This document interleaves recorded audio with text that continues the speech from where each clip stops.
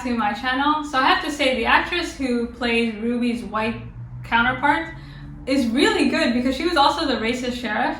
And it took me a while to recognize this, but once I did, I was like, because it really feels like the same person. Like, let me know if you agree, but I thought that was just really good character acting. But with that being said, the show gets into the thick of things, and I think we're slowly starting to pick up the pace as we are halfway through the season. And the biggest revelation here is that Christina and William are the same person-ish. So it seems like William was indeed a real person, and that he was supposed to be the heir to one of these 34 lodges. However, this police captain who, if you recall, hides people in his closet and tortures them, kind of coup d'etat him and killed him in a brutal way. Seems like Christina came along, resurrected him, and now she's able to kind of move through the world as both male and female. And the way she resurrected him is through Epstein. And if you recall, this was the guy they banished in episode 3 from that haunted house. So what does it mean that Christina and William are the same person? For me, it exposes Christina as self-serving, and she will do or say anything to pretty much get ahead. So I do believe that Christina believes that she's the best of the worst. And based on what we've seen of these other 34 lodges, that's honestly true. However, there is some desperation here, and you can see that she's not as powerful as she wants us to believe, right? But it's clear that she's recruiting people, and the reason that she's recruiting people is that she basically has no other choice, right? She has no other choice but to approach Ruby because it doesn't seem like she has any other options within these 34 lodges because she's on the outside looking in. And another important kind of thing to note is how she's able to kind of go from person to person.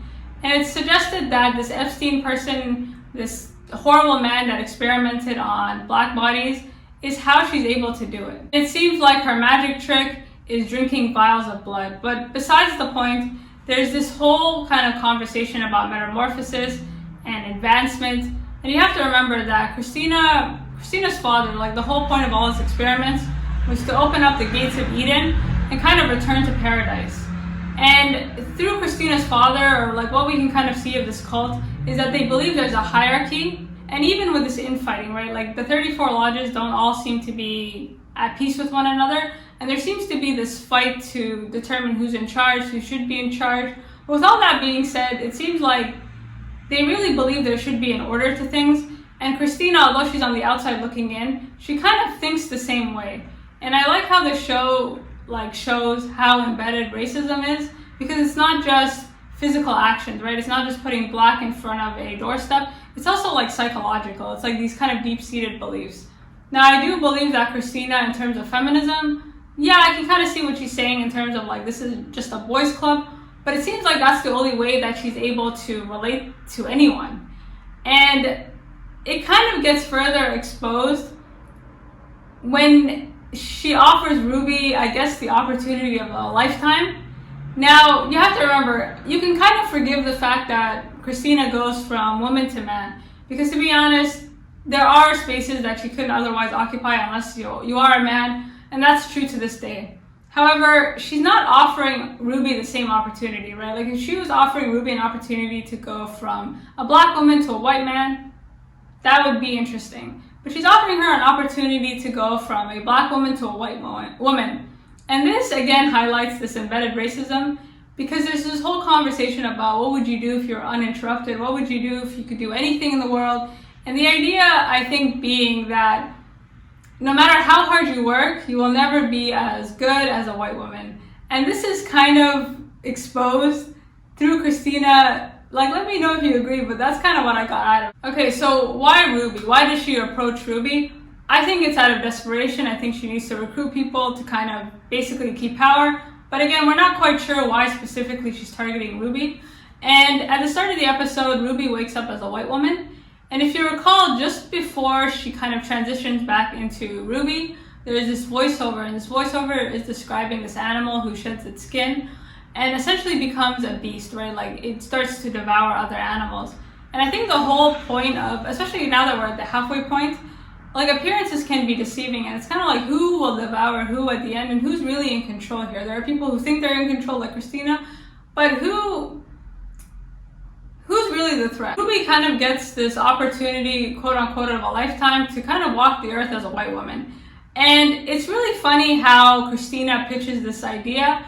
And personally for me, everything was flawless until she revealed herself as William as well. So I actually don't think Christina should have exposed herself in that way, because from what I can tell, like, Ruby really had she seemed pretty enamored by William, and she seemed pretty invested in him and this relationship. And to be honest, like, I was really invested in William. Like, he was really growing on me. At first, I didn't like the look of him. He seemed like a caricature. Like, he didn't really seem like a real person. But like, over time, like, his voice grows on you, and the minute they're kind of revealed or confirmed as the same person, it's almost like everything has just been pulled right out underneath you, and you can kind of see Ruby, you know, because it is true, right? Like, all those conversations were bullshit if Christina was indeed listening into all those conversations. Everything was perfect up until the end. And the way she tries to seduce Ruby is really interesting. It's by giving her time, right? So Ruby's kind of waiting, and she's wondering, okay, what do you want in exchange for whatever it is you're about to offer me? And then they're like, well, we'll let you know.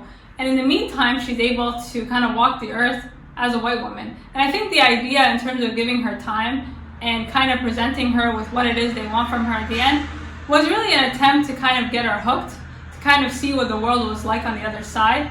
And for Ruby, I think it's really interesting, because is the grass greener?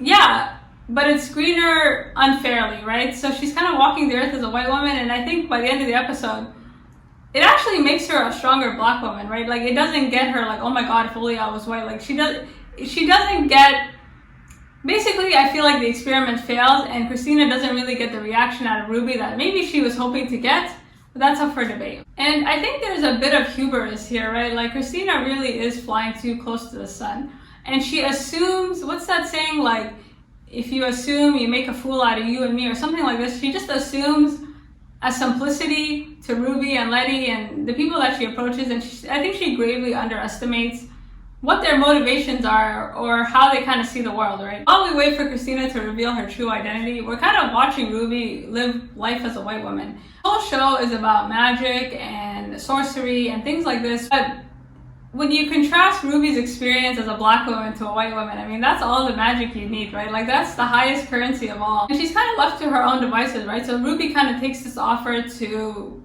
walk the earth as a white woman, and it's really funny watching her get comfortable in her new skin, because she's kind of walking through the streets of Chicago. She's kind of undercover, like, she's wearing black, she's wearing sunglasses at first. Like, she almost can't believe that people can see her and they're smiling at her and they're looking at her.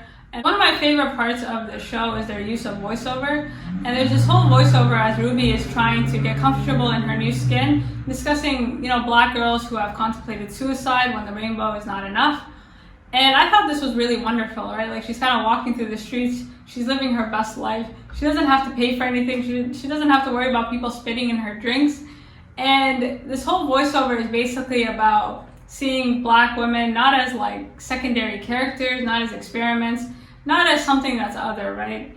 And her whole experience as a white woman, she's not seen as a trespasser, right? She's seen as a human being with real feelings and emotions. And you can just see the smile on her face, and it takes this opportunity to kind of fulfill her true potential, and she can't really do that in the society that's given. Look at all the characters we've been introduced to so far. Like, you look at someone like Uncle George and his family and the Screen Book, they don't really have the opportunity to just become a travel agency, right? Like, they have to be a travel agency for black people. So there's always these restrictions, there's always these barriers, but Ruby for 24 hours is barrier and restriction free. And of course, she goes back to those horrible department store Marshalls. And I really wish, like, she hadn't, but she's really obsessed with this place. And I think her obsession is less about this department store, but just really about, like, I think we can all relate to that, right? Where you really fixate on something. Maybe you have the best grades, maybe you have the best, you know, everything is in line, but you get rejected from that school you want, you get rejected for that promotion, and you don't really know why. And slowly you start to realize that the workplace doesn't care about your qualifications or how hard you work, right? It's based on favoritism and people's just kind of whims. And if you didn't think systemic racism was real, well, you do after this episode. So she walks into Marshall's, and this is a store she couldn't even really get an interview for, right? Like, she'd been giving her resume, she'd been doing all this stuff, but like they won't even give her the time of day. And much to her surprise, another black girl got the job on a whim, right? She was pretty much overqualified for that entire institution, And she walks in and she walks out as assistant manager, right? So Ruby is someone who has taken all these certifications, has taken all these courses. Like, she is overqualified. And the reason that she's not able to get this job is that she's Black, and not only that, because she's plus size, right? And unfortunately, there's a lot of discrimination, not just in fashion, but in just a lot of corporate America, where you just can't, like, appearances do matter, right? And there's such irony throughout this episode. I mean, she goes into Marshall, she's sitting with this creepy manager, and this manager is just everything wrong with, honestly, corporate America. And he kind of looks at her resume and he's like, well, your resume speaks for itself. And this is the same resume that she's been giving in time and time again. And they have a conversation about hiring Black people, specifically the one Black girl that's on the floor. And he kind of asks her, how do you feel about working with Black people? Kind of exposing the fact that he was never going to hire her. Like, she was never going to get hired as Ruby Baptiste alone. And she kind of goes, well, if they're qualified and they can do the job. And he kind of tells her that the only reason they kind of ended their white-only policy is because of money, right? Like, they're trying to attract new customers. And at the end of the day, money will always trump a race.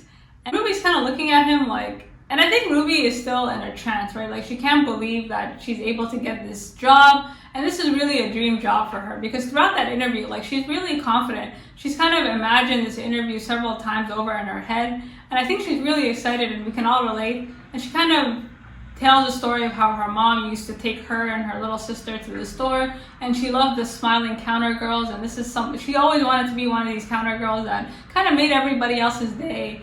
And that, that was a wonderful story. So there is that kind of shock and awe that she got the job. And you see her get her little name tag, and she's super proud of it, and she's super happy with it. And I think she really, at the start of the episode, believes that she finally got her opportunity, and now she's working with the best of the best. Like, she was qualified, and it was always, like, she was always going to get in. It's just a matter of time. Slowly, her way of looking at the world starts to change. Specifically, her anger towards this other Black counter girl, Tamara. So she's the manager now, and she overhears some problems, and she goes up to Tamara, and she's kind of interrogating her, right? She got this job, she got a promotion, and rightfully so, but she's still like wondering, right? She's like, how did this girl get this job? Like, she must be so qualified, she must have gone to Harvard, she must have done all these things, like, and she gives her such a hard time, and I was like, sis, like, she just got, like, she was really kind of taking out a lot of frustration on her, which was a little, like, unnecessary. But I think Ruby is one of those people that thinks everybody is as hardworking as her, or that people in, like, positions of power, or everybody in that room kind of got there through hard work and, really kind of persevering. But unfortunately, that's not the case. And this kind of naivete about how the world works, she kind of throws that out the window by the end of the episode. And she really gives this Tamara a hard time, right? She's like, did you take courses? You must have gone to Harvard. Like, she really thinks in order for her to have gotten this job, she must be the best of the best. And there is some, it kind of stings knowing that not only is this person underqualified, the only reason they got hired is because basically she's just a skinny Black girl, right? Like, that's the only reason she got hired. By kind of talking to Tamara, and the more she interacts with her, she realizes, like, it wouldn't have mattered how many times she applied as Ruby. Like, she was never getting this job.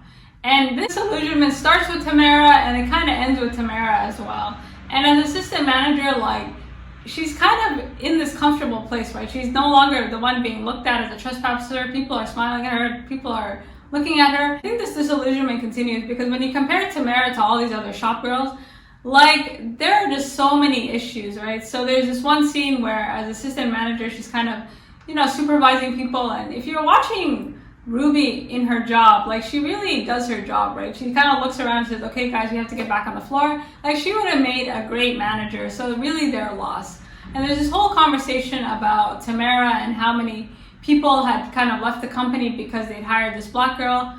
And, she's kind of listening into their conversations. And one girl kind of brings up the fact that she's unqualified because she's Black. Like, it doesn't matter how hard she works. That's the reason. I think for Ruby, and this for me is why Christina's experiment fails, right? Because Ruby kind of sees that she's an experiment. So Tamara, as unqualified as she is an experiment. So they had to end their whites only policy. So this manager kind of took it upon himself to hire a Black girl that he thought that was cute, that he could take advantage of. And the same reason that Ruby was hired as a white girl, right? Because he thought there was something attractive about her. And this idea of using black bodies as experiments or just something to do or as kind of play really starts to bother Ruby, and really that's the thing that kind of triggers her. And I think that's the thing that kind of disconnects her from Christina at the end. So when enough time has passed, Ruby is finally told what she has to do in exchange for this gift that she's been given, and she has to go to this party and place this rock into this captain's house. So the way this whole scene kind of breaks down, and again, like, you can see that Ruby really likes William, and again, we really like William. Like, up until this point, I kind of wish they hadn't been revealed as the same person, because it seems like William was actually like a really good guy. But when you take into consideration that everything Ruby is hearing, Christina can hear, it kind of makes the whole thing disingenuous in so many ways. And so Ruby is told, okay, you gotta go basically be a waiter at this lodge, and while you're kind of doing all this, you have to sneak this rock into this captain's house. Ruby is a little hesitant, and she's not having it, right? Like, she's not as grateful as she could be. And so thankfully for Christina, Ruby is able to do her job. And again, the only reason Ruby is going along with this is to help William out. So she kind of goes into the office, she places this rock, we're not really sure what this thing is, and then unfortunately she's almost found out, and then she goes into the closet. And in the closet we find out who's been moaning and groaning, and it seems like this person, again, we're not 100% sure like why he's there, but it seems like he's there because he owes money or he stole money. And the whole time she's kind of listening in on this conversation, and this is the first glimpse we have into whoever owns one of these lodges and one of the other sort of sons of Artem. So this captain, again, was the one who killed the real William and kind of took over. And there's a lot of mini conversations being had here.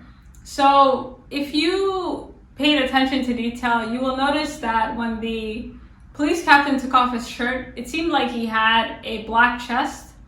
And if you recall from episode 3, like, there was a lot of experimenting with black bodies. And if you recall the ghosts, especially the black ghosts in that, they seemed like there were different body parts kind of decapitated and taken out. And for me, at first, I thought this sort of, like, this chest that was underneath, like, the color, I initially thought the captain was wearing a bulletproof vest. So it could be that, like, there's a lot of misconceptions about black bodies, specifically the fact that we can take more pain than white bodies. So it seems like this captain has some sort of protection on him, or there's something, like, it almost looked like a bulletproof vest, and this could have been as a part of an experiment. And again, we already know that Christina is protected and she can't really be killed. And maybe this captain doesn't have that same power, but he was able to kind of maybe manage to do it through some other means. So Ruby's in the closet and she's about to pass out. This dude has been in here for how long? Like, it, you know, how she's able to kind of keep her wits, I'm not really sure. But one of the things that you can kind of overhear is the fact that they're having extra security at this observatory. And we don't know where this observatory is, but we do know who likes observatories, and that's Hippolyta. And we don't know what happens to Hippolyta in this episode because she's not presented, but we can assume that this is maybe foreshadowing some problems that Hippolyta and her daughter might be coming their way. Ruby makes it out, you know, barely with her life. And the more she sees, the less she wants to see. And I think the more she goes back and forth, a lot of things are becoming clear to her. And if you recall, when she's wearing that maid's uniform and she's kind of going around the sons of Artem and giving them food, like, they don't even see her, right? They don't acknowledge her. They see the tray. They're kind of snapping at her. And then she goes back to a white woman. And I think this contrast in treatment, despite being the same person, really kind of ignites a fire into her. And I love how she takes out all her anger on this poor Tamara girl. And I understand that Tamara is underqualified, but, you know, give us just a break. So she's traumatized by seeing this guy in the closet, and she goes back to work at Marshall's, and she notices Tamara basically just not doing her job perfectly, and she starts yelling at her saying, you know what, you need to do better, like, you can't imagine how fucked up white people are, like, and she's really kind of going in on her, and she kind of references the student in a closet, like, is that where you want to end up, like, in a closet being tortured without any real reason? And Tamara's like, what the hell are you talking about? So Ruby's breaking point really starts to happen when they all go out for sort of a night out. And it's really funny because Ruby kind of volunteers Tamara to take them all out, even though she clearly doesn't want to. And if you're watching this scene, so you have Tamara, you have that creepy manager that we'll talk about in a minute, and you have these white coworkers. And you know, for these white girls and for these people, like, the world is their museum, right? It kind of goes back to the last episode. So they're kind of looking around this bar and they're watching everybody kind of dance and have a good time. And honestly, the world really is their museum, right? Like, they can look around, they can kind of touch whatever they like, but nobody can touch them, right? Like, they're safe in this environment. If anything happens to them, all hell will descend down into this area. And they're so comfortable, right? They feel safe. And this is not something that Ruby or Tamara can really relate to. So Ruby's kind of watching her white coworkers have a ball, and it's kind of pissing her off, right? And she kind of goes to the back and she's transforming back into Ruby. And at this point, she's not even sure she wants to go back to this white woman, right? Like, she's seen enough and she's not really sure if she wants to see more, but unfortunately, there's more to be seen. And she kind of catches her horrible boss basically sexually assaulting Tamara. And again, the only reason that she was hired wasn't because it didn't matter that she was underqualified. It didn't really matter, you know, what her qualifications were. She was just kind of an experiment, right? This manager hired this girl because he thought she was cute, and he thought he could kind of manipulate her into pretty much doing whatever it is he wanted.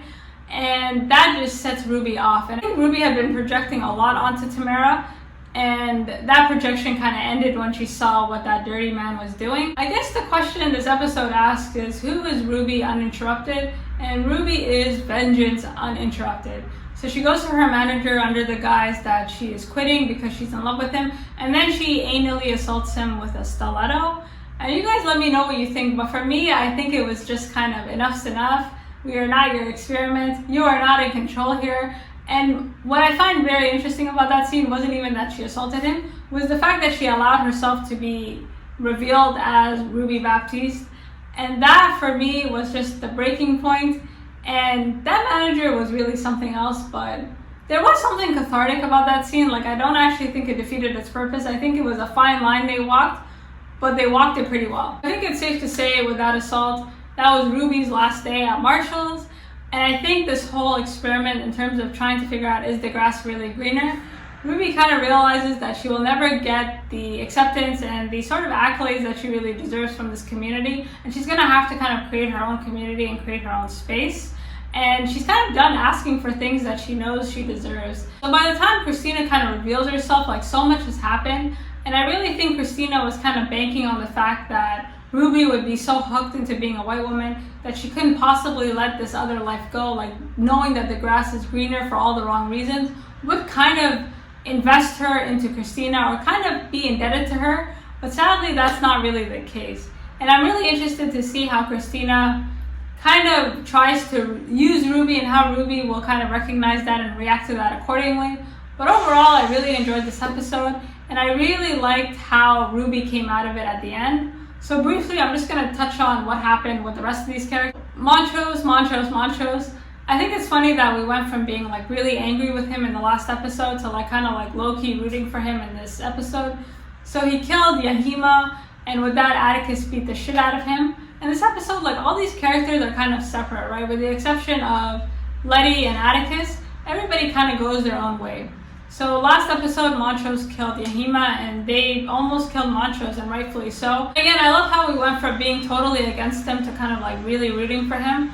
And they have to be very careful with this storyline, because the community that he seeks solace in is a very open community, and it takes a lot to be who they are. Like, we get an inside look into early ballroom, and there's a lot of shows about this, but you know, it takes a lot to kind of carve out these spaces. And for Montrose to kind of seek solace when he's down, or this idea that the only reason he's kind of coming here is as a release, or just to kind of let out his frustrations, I think they have to walk a line. Like, I do think Montrose should be punished for what he did in the last episode, and I do hope that karma comes his way. So we'll see how it plays out. But if you notice, like, Montrose barely had any lines in this episode, but what he was able to convey emotionally was quite beautiful. Again, I'm still torn. Like, this episode kind of made you forget about the last episode, but they have to walk a very, very fine line with this, with where they're going with the storyline. I really liked how they contrasted Atticus with Montrose, because Montrose is this really angry guy, right? Like, that's how he's portrayed to his son, and in fact, he has like a really sensitive side to him that is kind of like buried underneath like layers of like anger. And a lot of this anger is slowly coming out in Atticus, and all the kind of things that we liked about Atticus, like he's kind of bookwormish, like this kind of nerdy kid who's just trying to help his family. You can kind of see that kind of going away, and Atticus is becoming more of a macho man and really kind of becoming all the things that it seems that he really hated about his father. So I think a lot of Atticus's fears are kind of being manifested through this relationship between Letti and Atticus. And again, this is another storyline that they have to really be careful with, because I really hope they don't make it so that every time they have a problem, they just kind of have sex to resolve that problem. Like, granted, that was really, that made me feel some type of way, but it's not productive and it's not healthy. Watching Atticus and Letti kind of do their research, it's really interesting, and you get an insight into their personalities and kind of how they see the world. And one of my favorite scenes is when Letti is kind of in the bathtub and she's reading the Bible, and she kind of is saying a prayer for Yahima because she realizes that Montrose killed him, and they're kind of having a conversation about love. And Atticus kind of goes, well, I don't really know what love is, and I don't really, my parents kind of had an enduring love, but it's not normal. So it seems like from a young age, Atticus knew that there was something off about his father, but he didn't really know what it is. And he kind of references this girl that he knew in Korea that I guess we'll meet in the next episode. And Letty's a little bit annoyed, right? She's kind of looking at him like, well, were you in love with her? And her annoyance is real. Like, some girls, not me, they kind of want to be somebody's first love. Like, you never want to be somebody's second choice. And I think that's, there was some kind of insecurity that was triggered when Atticus mentioned this girl from South Korea. And I think Letti has a lot of trust issues and commitment issues. And she kind of mentions the fact that her mother was a bit of a rolling stone, and she kind of fell in love with whoever the hell would talk to her. And her sister Ruby is the same way. And I think Ruby is the same way because she kind of was enamored by William, right? Like, she's not one to really... She's not like Letti, right? She doesn't have these walls up. Okay, the more they work together, there's a lot of disconnect here, right? So the whole point of their little bit this episode is trying to translate the language of Adam, because Montrose basically killed Yahima and burned the papers, but thankfully Letti was able to take pictures. And for Atticus, the ends justify the means, and he's again starting to take on this very macho persona that doesn't really fit him. And Letty's the only person who died, right? She's somebody who saw the world as one way, and now she sees it as something completely different. And she's looking at Atticus, and there's some hubris here, right? It's kind of like you're flying too close to the sun. And at one point, Atticus has a dream of his great-great-grandmother Hannah, and she's kind of mouthing the words stay where you are. And that's kind of the point, right? Because I think Atticus is kind of underestimating what power will do to you, right? So the more power you have, the more you do. And the more money you make, the more ways you kind of spend it. And Letti kind of sees the fallacy in this, and she's the only one who I think can see the bigger picture. Possibly because she paid the biggest price as far as we know. I guess until we find out what Atticus did in the war. So the episode ends with Atticus kind of translating the language of Adam, and it kind of spells out die. And he kind of phones South Korea, which always blows my mind because it's like, who are you calling? But I guess he keeps calling this girl that he had left back home that he may or may not have been in love with, which we'll find out in the next episode. And there's this kind of I told you so going on. So what that means, I'm not really sure. You guys let me know in the comments below. I suggest that Atticus had committed some type of war crime, or there's something that he's hiding that's pretty big. And like father, like son, right? We don't know what Montrose is hiding, but it's pretty big. But Atticus seems to have a whopper of a secret of his own. With that being said, thank you for tuning in. Thank you for stopping by. Let me know what you think of all these different storylines. And let me know what you think about where this is going, especially with the promo for the next one. Until next week, I will see you all very soon.